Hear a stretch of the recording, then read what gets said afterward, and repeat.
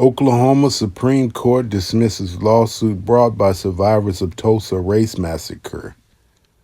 Andy Rose and Omar Jimenez, CNN, June 12th, 2024. Let's get into it. The Oklahoma Supreme Court dismissed a lawsuit arguing the remaining survivors of the 1921 Tulsa race massacre should be compensated by the city for damages Wednesday, dealing a blow to their ongoing fight for reparations more than 100 years after the attack. Survivors Hughes Van Ellis, Viola Fletcher, and Leslie Benningfield Randall initially filed the lawsuit in 2021. Ellis died last year at the age of 102 years old, and they still fighting. I like that in them. Keep fighting to the end. All right, let me continue. The lawsuit was previously dismissed by an Oklahoma District Court judge who agreed with the city of Tulsa. Simply being connected to a historical event does not provide a person with unlimited rights to seek compensation. See how they switch the game up when we apply for something? Now, everybody else received things for being tied to an historical event. These women are survivors of that incident. These people that are receiving benefits, like some of the family members of the Holocaust, many of these people aren't even, that was involved in that, aren't even alive. This is going to the families of those people. Native American families that suffered atrocities are getting benefits. These women lived through that incident, so they can get out of here with that bullshit. Let me continue though. The plaintiffs appealed the case to the state Supreme Court, which acknowledged Wednesday that the grievance with the social and economic inequities created by the Tulsa race massacre is legitimate and worthy of merit. Exactly. They lived through it.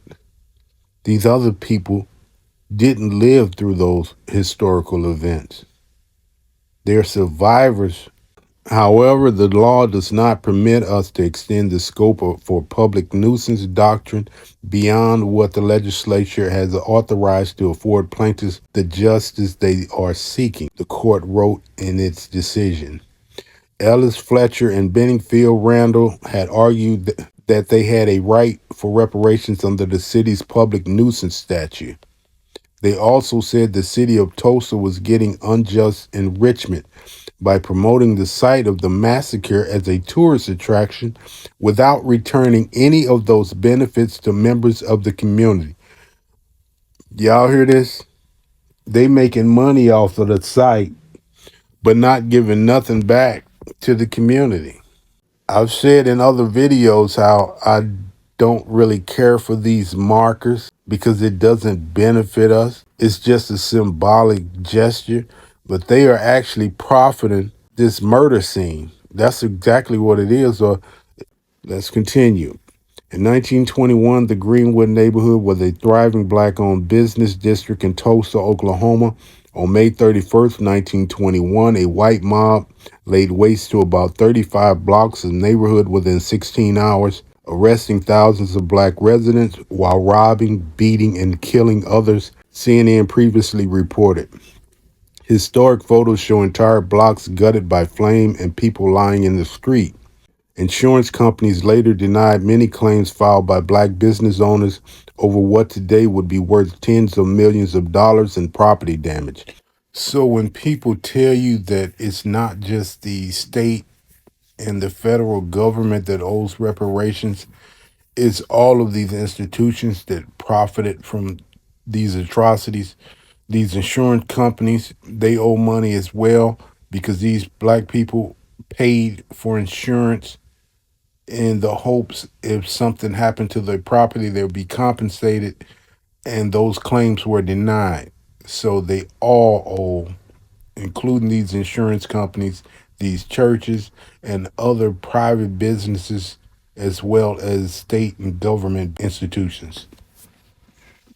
Viola Ford Fletcher, 109 years old, previously told CNN if she and her family had not been forced to leave their home and community with essentially just the clothes on their backs, I would have gotten an education to where I could get a better job, especially being a nurse.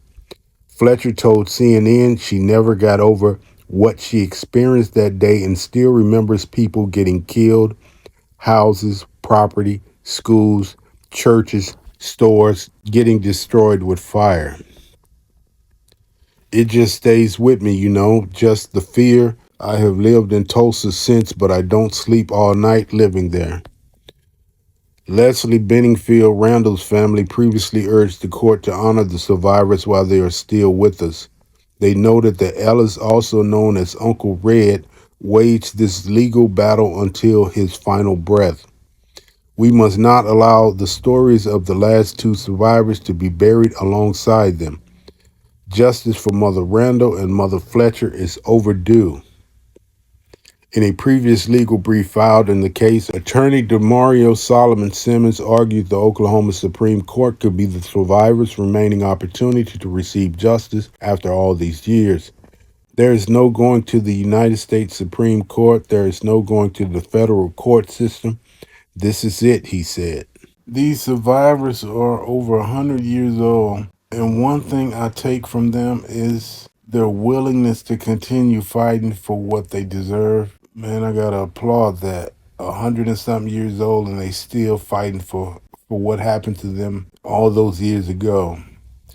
This system is it's a soulless system. They compensate others for the injustice acted upon them, but when it comes to us, they just did not want to do the right thing. Many of you remember a few years ago Joe Biden when they had the 100-year anniversary in Tulsa, and he used it as a political ploy to pander for the black vote. He used these women as a tool. And I gotta say this, these women, I gotta applaud them for what they did because they knew what he was doing. They knew Joe Biden and his administration were using them to pander for black votes. They understood what was going on. And they were offered, I believe it was 285,000 or 300,000, some small figure like that, which is nothing compared to the trauma they endured that day, and it's lived with them for the rest of their lives. You hear about how she has nightmares constantly and can't sleep all night. That's to be expected when you witness something like that. But Joe Biden, they understood that he was pandering for the black vote, and they rejected that amount of money that they were being offered. It was peanuts compared to what they are owed. This is typical in this country. They have no problem repairing others. Them being survivors of a historic event doesn't entitle them for compensation. And we all know that's bullshit, and we all know why they're being denied because you have these other groups out here. I want to go back to this again. You have these other groups out here that weren't directly tied to a historical event.